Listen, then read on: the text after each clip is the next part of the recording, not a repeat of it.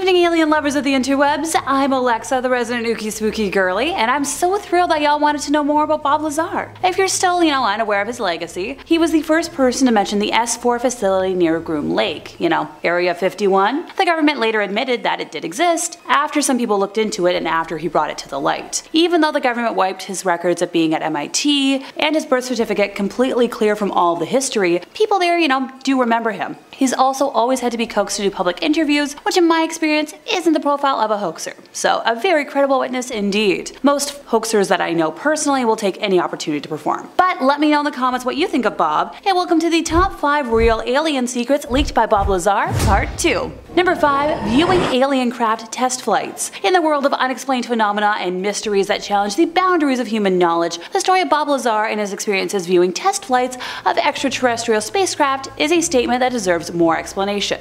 Alright, picture this folks. A secluded desert facility, shrouded in secrecy, nestled somewhere near the infamous Area 51. So this is where Bob Lazar claimed to have worked on a project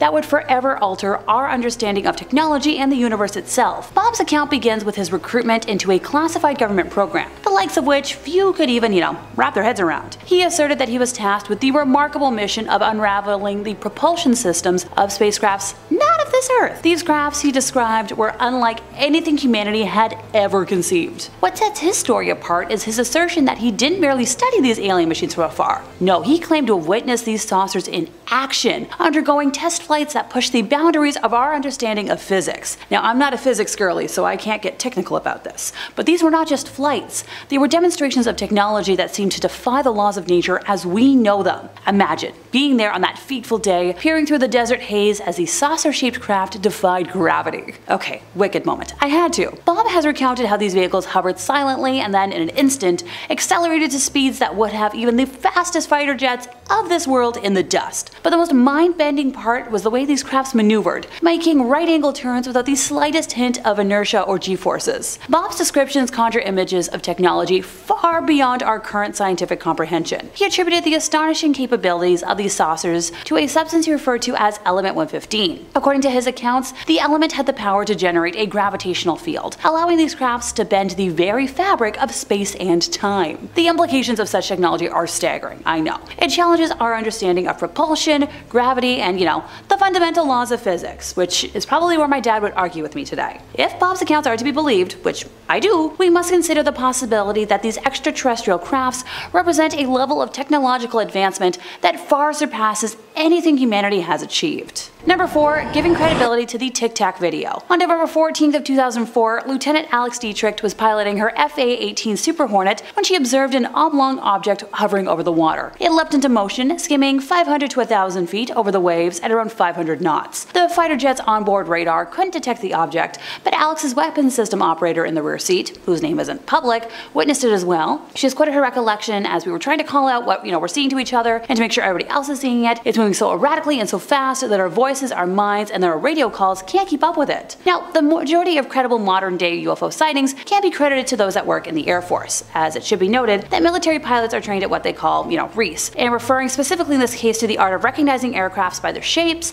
paint schemes, unit insignia, and more. One of the other Super Hornets that launched behind Alex was Lieutenant Commander Chad Underwood, who was able to capture the object on an infrared camera. It was about 40 feet long, round and smooth, and quickly received the nickname Tic Tac. Around this time, starting on November 10th to be exact, Gary Voorhees, a petty officer on the USS Princeton guided missile cruiser, had been reporting apparitions on his radar screens in the same area. Now, triple checking his equipment before he made his report, and being the main technician responsible for the equipment, along with having 6 years of Navy experience at the time, he described what he was seeing as impossible. Once again, in just seconds, an object had dropped to the waterline from 60,000 feet, hovered, and then zipped away at high velocity, making right-angle turns that were quoted as being confounding and, yep, defying gravity. The objects returned for the next week, with Voorhees quoted as saying, "I was able to see it on the horizon during the night and during the day. It was definitely a glowing object. Could I tell you for 100% certainty what it was we were tracking? No." Now, footage of this event used to exist, with Gary being able to vividly describe his memories, but has since been completely scrubbed from the internet. I'm just gonna give the government my usual dose of side-eye. Don't mind me. So what does Bob have to do with this? Well, when he was shown the Tic Tac video for the first time, it immediately reminded him of the Sport Mode, which was his name for the craft stashed in the desert. He said it's the exact same propulsion system that I just talked about a moment ago. Pretty wild.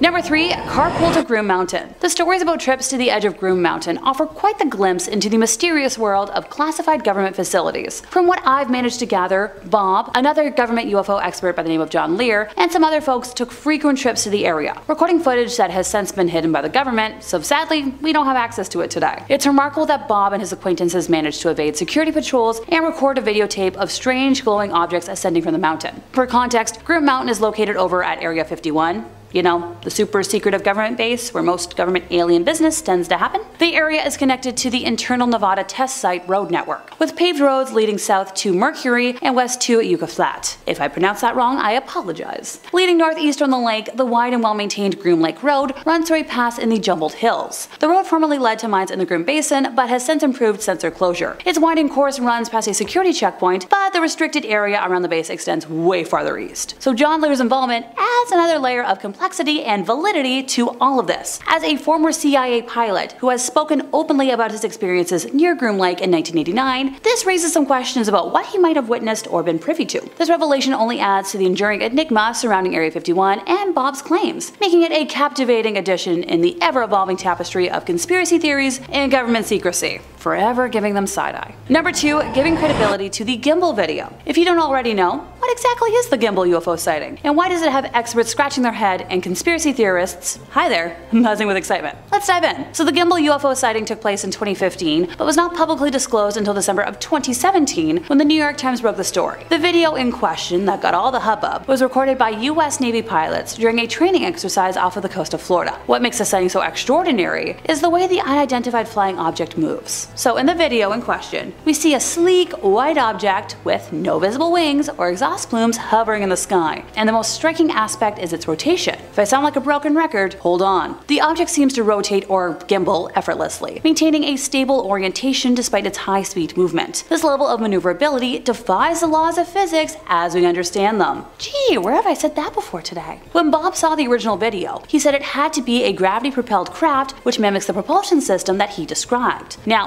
let's unpack some of the key elements that make this sighting so intriguing. First and foremost, the behavior of the object challenges our understanding of aerodynamics and propulsion. It appears to defy the principles of conventional aircraft. Once again, there are no visible means of propulsion, no wings, no visible signs of conventional jet engines. This has led some experts to speculate about advanced propulsion systems or even extraterrestrial technology. Another perplexing aspect is the lack of visible exhaust or heat signatures. Typically, high-speed objects generate significant heat, and their engines produce discernible thermal signals. Yet in the Gimbal video, there's no such indication. This raises questions about the nature of the technology involved and how it manages to remain undetectable by conventional means. Moreover, the Gimbal UFO's ability to rotate without changing its trajectory or speed is particularly confounding. In conventional aircraft, such rapid rotations would create immense gravitational forces, rendering the maneuvers physically impossible for human pilots, which has led some to ponder the possibility of advanced drone technology or, once again, extraterrestrial involvement. One of the most significant revelations regarding the Gimbal UFO sighting is that it is just one of several similar incidents encountered by US Navy personnel. These sightings occurred in restricted military airspace, making it highly unlikely that these were civilian or foreign military crafts. The consistency in the behavior of these objects across multiple encounters adds weight to the argument that it is something truly exceptional and unexplainable that is happening in our skies. While the possibility of classified military technology can't be dismissed entirely, the lack of any official confirmation or explanation from the US government only fuels, our truth. This sighting represents one of the most enigmatic and thought-provoking episodes in the history of UFO encounters, and with Bob's credibility,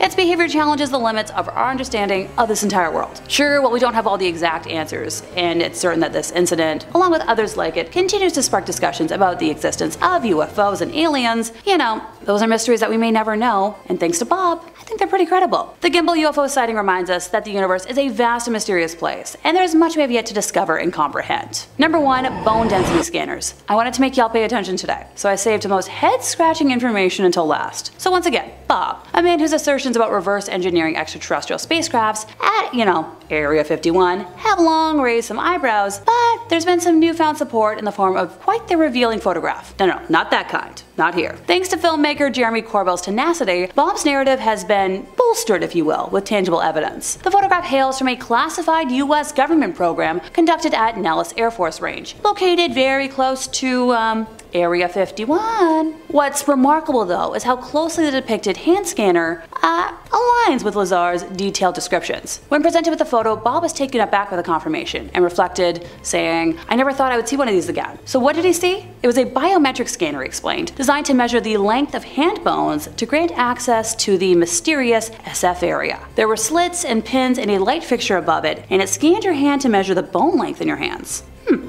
Pardon me, I'm suddenly very curious about how the length of my bones confirms that I'm human. Interesting. Were aliens really so tiny that the scanner could tell a difference? Did nobody with dainty little hands work at Area 51? Sure, hand scanners might be a little more common nowadays, but Bob has been talking about all of this for around 30 years now and has never changed his story. His skeptics might need to rethink their positions, as this unexpected piece of evidence casts quite the shadow of credibility over his extraordinary claims. Granted, I doubt most of us needed the additional proof at this point, but let me know if that helps at all. And that brings us to the end of our time, and I swear I shouldn't be surprised anymore by how much we learn from whistleblowers, but I am. I have a feeling I'll be researching bone density scanners all night tonight though. If you enjoyed my ramblings today, could you help us out by giving this video a like, subscribing if you aren't already, hit the bell for more alien expertise from us here at Top 5 Scary Videos, and I'll see y'all next time, you lovely spooky people.